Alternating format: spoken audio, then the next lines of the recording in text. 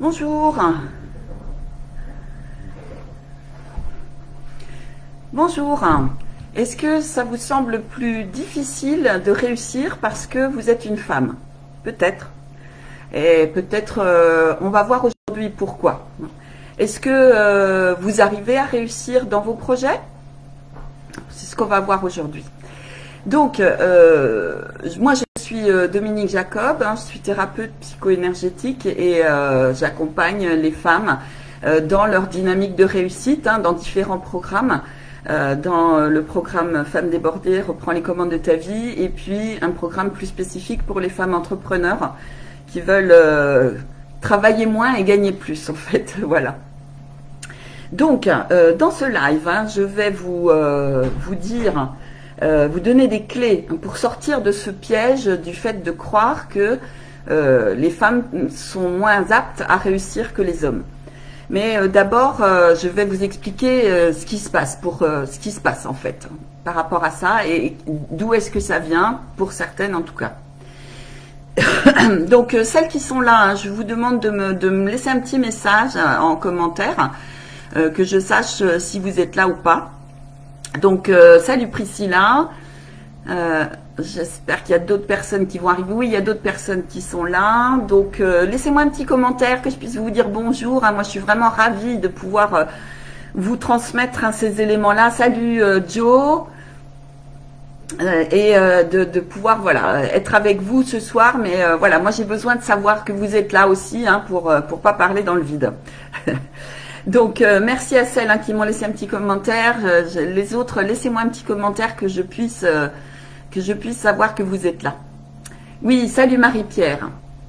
Bon, c'est super, ça arrive. Il y a plein de monde qui va arriver. Salut Christelle, c'est chouette. Bon, je suis vraiment contente. Moi, ça m'aide, ça me porte aussi de savoir que vous êtes là et que je vous transmets directement tous ces éléments. Donc, qu'est-ce qui fait que c'est parfois, c'est pas pour tout le monde, mais c'est pas pour toutes les femmes, mais que c'est parfois plus difficile pour les femmes d'être dans la réussite. En fait, je vais évidemment vous donner des clés, mais ça, ce sera dans un deuxième temps, des clés pour sortir de ce piège-là. Salut Agnès, super. Et donc, en fait, je vais vous parler des mots et de la puissance des mots.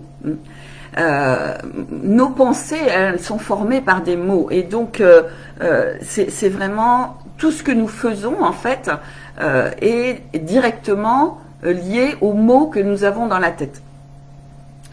Et donc en fait, je me suis rendu compte il n'y a pas longtemps, là justement, comme je travaillais sur le nouveau programme là que je suis en train de mettre en place pour les femmes entrepreneurs, que en fait, le mot entrepreneur, salut Nicole, le mot entrepreneur est au masculin.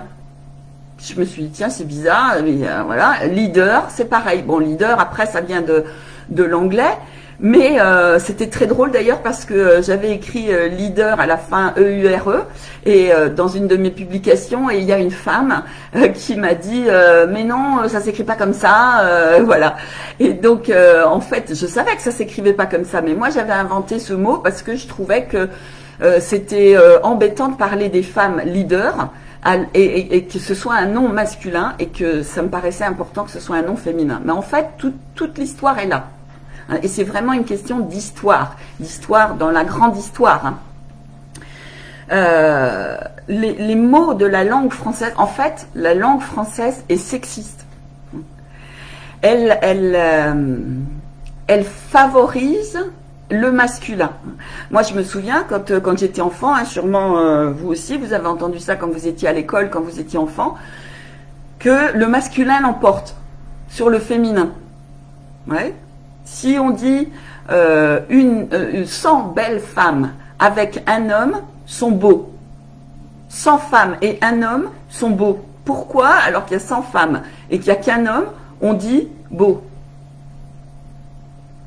Bon, d'accord, vous allez me dire, ouais, c'est une question de mots, machin. Non, non, non, non, c'est pas qu'une question de mots. Ça induit vraiment Hein, moi, je me disais, quand j'étais petite fille, je me disais, ben ouais, voilà, le masculin, il l'emporte tout le temps, et puis voilà, les filles, on compte pour rien. Hein. En fait, c'est un héritage hein, de l'éducation judéo-chrétienne. Hein. La langue française est un héritage de l'éducation judéo-chrétienne.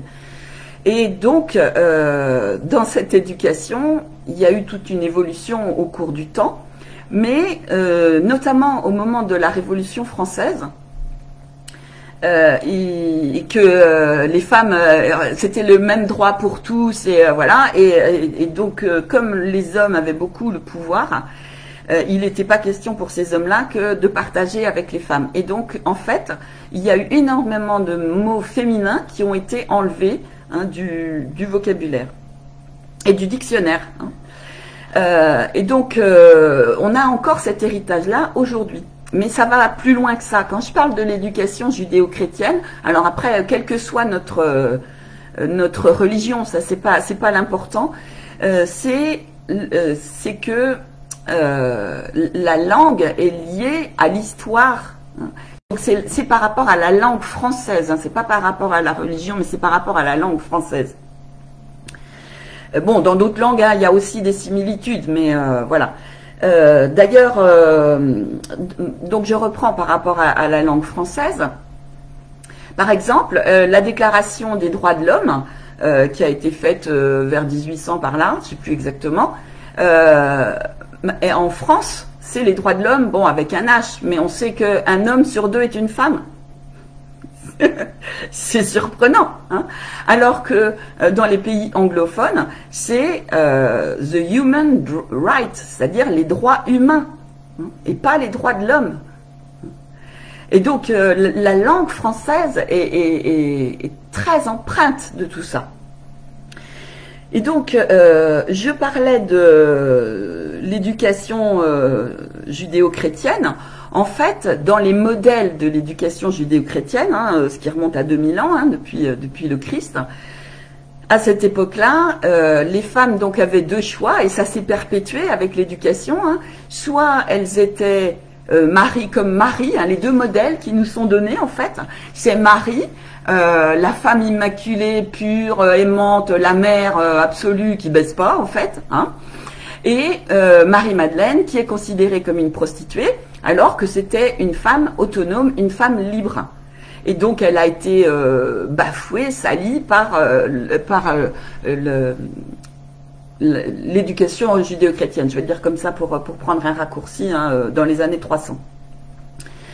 Et donc en fait les deux modèles qu'on a, c'est soit on est cette femme comme Marie, ou soit on est comme une prostituée. Je vous donne des exemples. Si on parle par exemple d'un maître d'école, bon, on va pouvoir dire une maîtresse. Hein, mais le mot maîtresse, il a un double sens. Il a aussi le sens de une courtisane, hein, ou de celle qui est en couple avec un homme qui n'est pas libre. Par contre, quand on utilise le mot maître de conférence, maîtresse de conférence n'existe pas. Je vous donne d'autres exemples.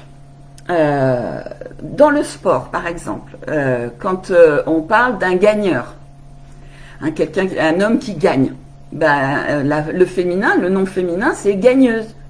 Et une gagneuse, c'est quoi? Une pute. Dans la représentation. Hein. Si je vous dis, toujours dans le monde du sport, si je vous dis le mot entraîneur, un entraîneur, ok, ben il va entraîner, il va coacher une équipe, hein, ou des sportifs. Et si on féminise le nom, une entraîneuse, et une entraîneuse, c'est encore une pute. Vous voyez le truc là?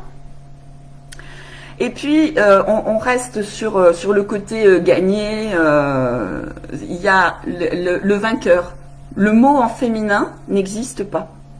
Il n'existe carrément pas. Donc une femme ne peut pas être vainqueur, vainctrice, vaincresse, je sais pas comment on pourrait dire, hein. Vainqueuse, la vainqueuse, ouais. Bon, mais c'est juste hallucinant. Et donc, on voit ça partout, en fait, dans la langue française.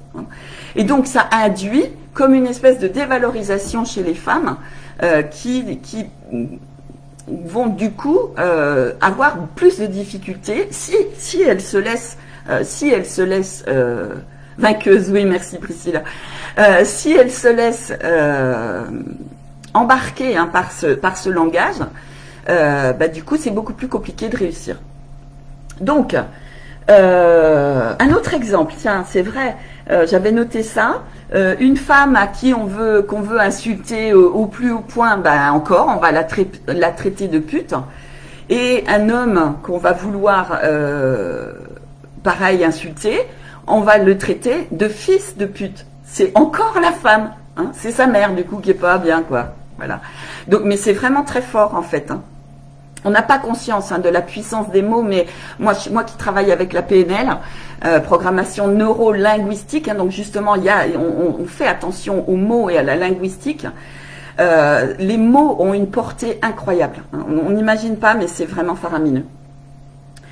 Donc voilà, et puis donc ça se traduit aussi aujourd'hui où beaucoup les femmes ont des postes, j'allais dire subalternes, ouais, voilà, c'est ça, c'est le mot, hein. Ou même encore pire, hein, moi je me souviens quand autrefois j'étais responsable syndicale, j'avais travaillé et je travaillais à un niveau régional dans les responsables politiques et on travaillait sur l'égalité homme-femme au niveau du monde du travail. Et les femmes à poste égal, sur des postes à responsabilité, vont gagner en moyenne 20% de plus qu'un homme, simplement parce qu'elles sont une femme. De nos jours. Moi, je trouve ça absolument hallucinant. Hein. C'est hallucinant. Et donc, voilà, ça c'était il y a 25 ans peut-être, hein, mais ça n'a pas énormément changé à ce niveau-là. Hein. Donc, voilà, et puis alors je ne parle pas évidemment de la problématique des femmes qui ont eu un père autoritariste. Donc, si vous avez des questions, hein, gardez-les en tête hein, par rapport à ça, et puis j'y répondrai à la fin du live. Donc, je vous ai dit que j'allais vous donner 4 pistes hein, pour pouvoir sortir de ce piège, parce que évidemment, les femmes, on n'est pas inférieures aux hommes, on est juste différentes. Hein. Bien sûr, on a moins de force physique, en tout cas pour la plupart, mais on a d'autres qualités, on a d'autres compétences que les hommes n'ont pas, ou qu'ils ont moins. Hein. Et en fait, moi je le vois davantage en termes d'humains, avec des spécificités, plutôt que en termes de un qui est plus fort et l'autre qui est moins fort. Donc ça, c'est déjà une première chose à regarder, c'est comment vous vous considérez en tant que femme. Et puis, quand même, bon ça je vais en parler, bon, je vais en parler tout de suite. Donc le premier point hein, pour sortir de ce piège, c'est de développer la confiance en soi. Et ça, c'est vraiment pour pouvoir être dans cette affirmation et pour pouvoir être dans la réussite, c'est vraiment important de développer la confiance en soi en tant que femme hein, et de pouvoir affirmer le fait d'être une femme dans la réussite. Alors, les réussites, hein, c'est pas forcément des choses extraordinaires, mais ce qui est important pour gagner en confiance en vous, c'est justement de regarder vos réussites. Donc, ça peut être simplement vous lever le matin pour aller au boulot, hein, alors que vous avez vos règles et que vous avez super mal au bide et que ça vous tire les entrailles. Et voilà, enfin, j'espère pas pour vous. Heureusement, c'est pas toutes les femmes hein, qui ont ce problème-là. Je travaille aussi sur ces aspects-là pour les femmes que j'accompagne, hein, celles qui ont ce problème-là. Voilà, mais c'est une réussite de pouvoir se lever, d'aller bosser, même quand on n'est pas en super forme, hein, parce que dans notre nature de femme, on est cyclique. Mais par contre, on a une capacité à avoir des réussites absolument extraordinaires. Celles d'entre vous qui ont des enfants, porter un enfant, c'est quelque chose de juste. Alors c'est de la pure magie de la vie. Mais il n'y a que nous, les femmes, qui pouvons faire ça. Les hommes ne peuvent pas. hein. C'est complètement en lien avec notre créativité, avec notre féminité, être en capacité de pouvoir créer le corps d'une nouvelle âme qui s'incarne. Il n'y a rien de plus fort comme réussite, je trouve en tout cas, hein. Et donc, c'est extrêmement puissant. Donc, regardez vos réussites. Et puis, regardez les qualités que vous avez, les qualités que vous avez pu développer au cours de votre vie, hein. Il y en a plein des qualités, hein. On en a tous plus de 500. Donc, regardez-les, reconnaissez-les, hein. Je sais, pour certaines, c'est très difficile, hein, de reconnaître ça. Moi, je vois quand j'accompagne mes clientes, très souvent, je les fais d'abord travailler sur la confiance en elles et on travaille sur ces aspects-là. Pour certaines, c'est vraiment très difficile de reconnaître leurs qualités et leur réussite, hein. Donc, voilà, si vous êtes en difficulté par rapport à ça, vous pouvez me contacter. Le deuxième point, la deuxième piste, hein, c'est de repérer vos pensées, les pensées que vous pouvez avoir qui sont dévalorisantes en tant que femme. Bon, là, on est plus spécifiquement, hein, sur la réussite des femmes. Mais, bon, évidemment, c'est repérer toutes les pensées dévalorisantes vis-à-vis de vous-même, mais surtout celles en tant que femme. Des pensées du style... alors, j'avais noté quoi? Ah oui, les femmes ne savent pas conduire. Bah non, c'est pas vrai, hein. Moi, je conduis super bien. J'ai fait des centaines de milliers de kilomètres dans ma vie. J'ai jamais eu de gros accidents. Bon, ça m'est arrivé peut-être 3 fois d'avoir des petits accrochages.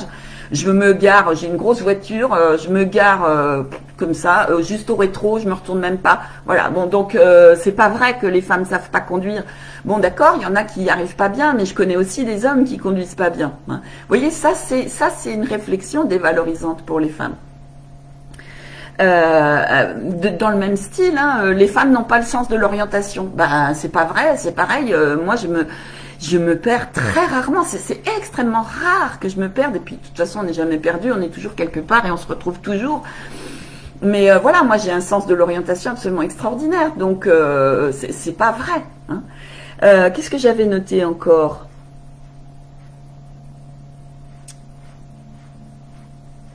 Oui, j'avais noté, les hommes sont plus compétents. Bah non, ça dépend dans quel domaine. C'est vrai qu'il y a des hommes qui sont très compétents et puis il y a des hommes qui ne le sont pas du tout.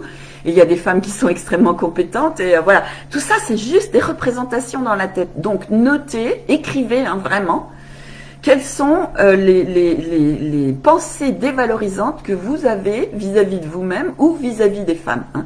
Ah, quelque chose qui est très courant.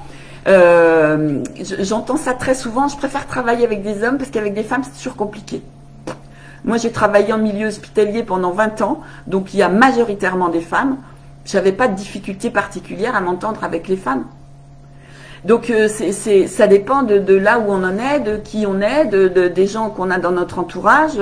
Voilà, c'est pas plus facile de s'entendre avec un homme qu'avec une femme, c'est pas vrai. Moi, je trouve même des fois, enfin, ça dépend sur quel sujet, mais c'est beaucoup plus facile de parler avec une femme et de parler de choses intimes, hein. Avec un homme, on va pouvoir parler de plein de choses superficielles, plus du quotidien, voilà, mais sur des discussions profondes, parfois, c'est difficile d'emmener un homme dans une discussion profonde, hein, même son compagnon. Voilà, donc notez, hein, les choses dévalorisantes que vous pouvez dire à propos des femmes ou à propos de vous en tant que femme et posez-vous la question, est-ce que c'est vrai? Est-ce que c'est vrai? Et puis ben non, les 3/4 du temps c'est pas vrai. Donc amener, hein, la pensée c'est exactement ce que j'ai fait avec vous, hein, sur l'histoire de les femmes qui savent pas conduire. Ben non, moi je sais bien conduire et je conduis bien et voilà, je suis une femme qui conduit bien. Voilà, et je ne suis pas une exception parce qu'il y a plein d'autres femmes qui conduisent très bien. Donc voilà, vous voyez, de changer cette manière de penser, hein, et de vous priver de l'ancienne manière. Alors le troisième point que j'avais mis, c'était inventer des mots, hein, comme j'avais dit tout à l'heure sur le mot leader. Ben, on pourrait dire leaduse aussi, hein, voilà, on peut dire comme on veut en fait, parce que même si les mots ils n'existent pas, ben, on a le droit d'en inventer, parce que c'est pas juste que certains mots de femmes, certains mots n'existent pas au féminin. En fait, il s'agit même pas d'inventer un nouveau mot, mais comment je vais dire, c'est même pas féminiser un mot, c'est démasculiniser un mot. En fait, c'est de ça dont il s'agit. Hein.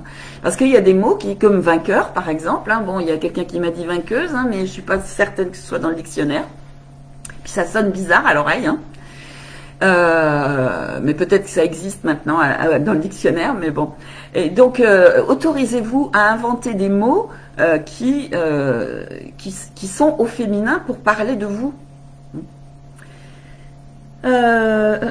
Et puis, donc, le 4e point, oui, évidemment, un élément extrêmement important. Hein, j'ai parlé tout à l'heure des femmes qui avaient subi des pères autoritaristes ou absents. Hein. Donc, très souvent, il y a... En fait, ce que vous avez à guérir, hein, c'est votre rapport aux hommes. Parce que tant que ça c'est pas réglé, surtout si vous avez eu un père autoritariste, du coup vous êtes alors soit dans la soumission à accepter ce que les hommes vous demandent et vous le prenez comme si c'est quelque chose qui vous est imposé, soit vous êtes dans la rébellion. Hein, et moi c'était mon cas. Autrefois j'étais une rebelle. Comme pas possible, parce que justement, je luttais contre l'autoritarisme de mon père, hein, qui était juste innommable.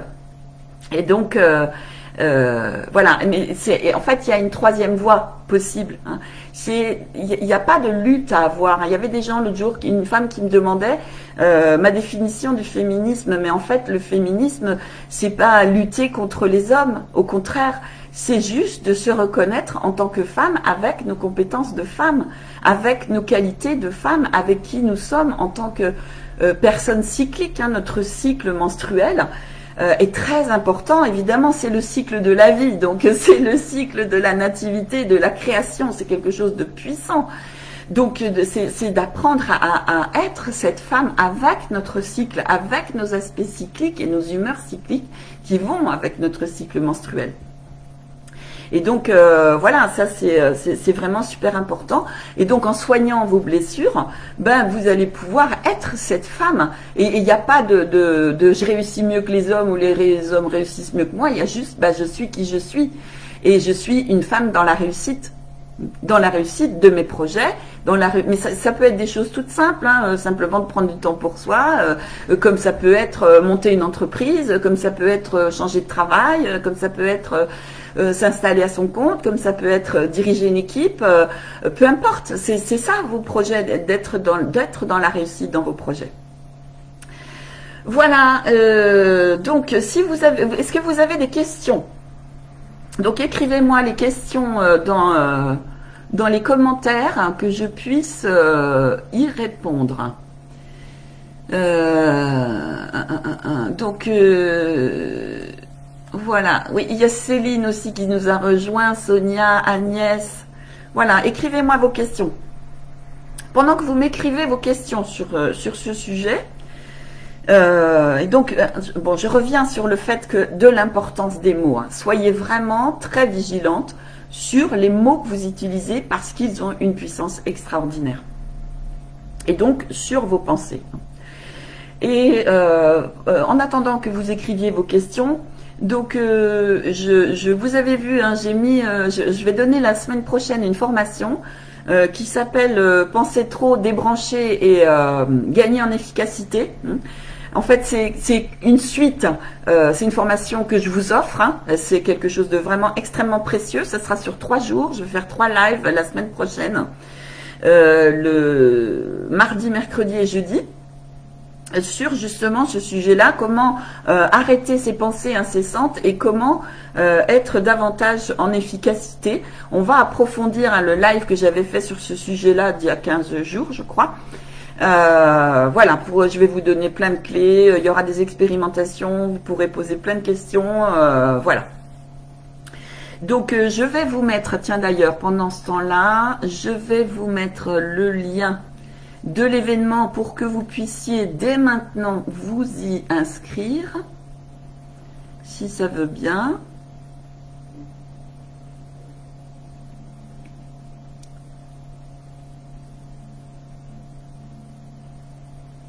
Voilà,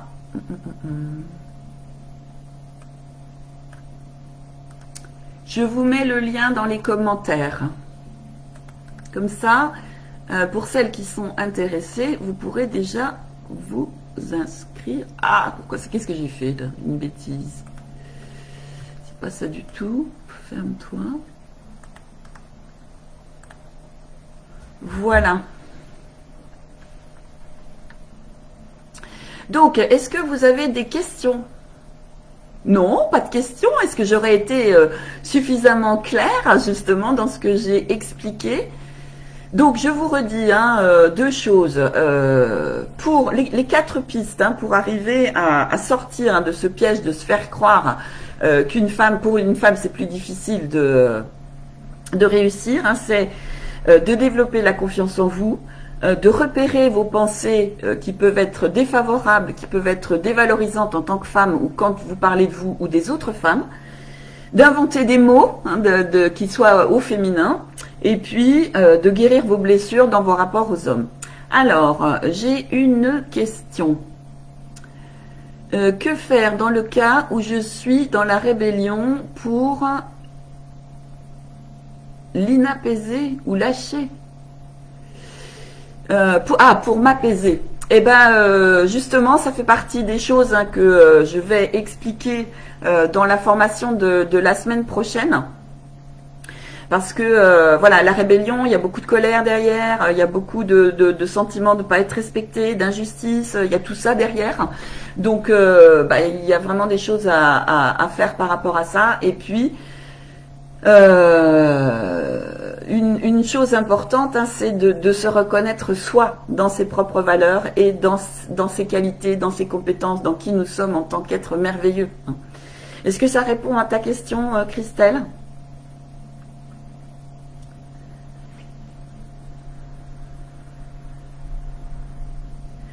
En complément par rapport à cette question-là, quand tu es dans la rébellion, c'est vraiment de te poser la question, qu'est-ce qui te met en rébellion et qu'est-ce que tu te racontes par rapport à ça? Et qu'est-ce que tu te racontes dans ta tête par rapport à ça? Et du coup, comment tu peux changer ces pensées-là de manière positive pour que c'est ça qui va faire que ça va t'apaiser. J'en ai parlé dans le live justement de comment débrancher. C'est d'être avec le souffle et puis de changer ses pensées. Mais pour les changer, il faut être consciente de ce qu'on pense, comment on y pense, au moment où on y pense. Est-ce que ça répond à ta question, Christelle? Oui, super. Est-ce qu'il y a d'autres questions? Donc, s'il n'y a pas d'autres questions, donc je vous rappelle, la semaine prochaine, je donne 3 lives sur le mardi, mercredi et jeudi, justement pour celles qui pensent trop, qui ont trop de trucs dans la tête et qui veulent apprendre à débrancher et à être plus efficaces. Voilà. Bah écoutez, moi je vous remercie d'avoir participé à ce live. Il va y avoir un replay. Et puis que je laisserai seulement quelques jours. Je ne vais pas le laisser longtemps. Je vais le laisser jusqu'à la fin du week-end. Je pense que je l'enlèverai lundi ou mardi. Et donc inscrivez-vous pour la formation. J'ai mis le lien là dans les commentaires pour celles qui sont intéressées. Et puis si vous avez des amis qui sont dans cette configuration-là, qui ont plein de choses dans la tête et qui savent pas comment débrancher et qui veulent pouvoir être plus efficaces, invitez-les à venir dans le groupe. Donnez-leur, ne les invitez pas directement à partir du groupe. Donnez-leur le lien du groupe en message privé pour qu'elles s'inscrivent. Parce que pour moi, c'est important qu'elles répondent aux questions et qu'elles acceptent les règles de bienveillance, parce que je n'accepte pas les personnes qui ne répondent pas aux questions et qui n'acceptent pas les règles de bienveillance. C'est la base pour moi. Il y a des questions pour rentrer. Si elles répondent pas, elles ne rentrent pas. Voilà, donc c'est comme ça. C'est mon groupe, donc c'est moi qui le gère, c'est moi qui donne énormément de choses. Donc je trouve que la moindre des choses est de répondre aux questions pour rentrer.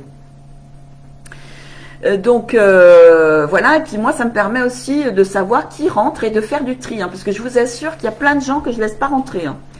Donc notamment les hommes, hein, puisque c'est un groupe de femmes, et puis les touristes, je dirais, hein, celles qui viennent pas, qui sont pas vraiment motivées à travailler, je les accepte pas non plus.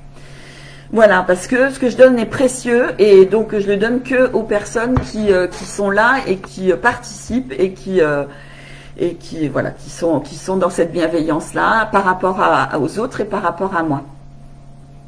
Donc un grand merci à vous, hein, pour cette soirée, pour ce live, pour votre participation et votre présence. Et puis donc je vous dis à la semaine prochaine. Au revoir.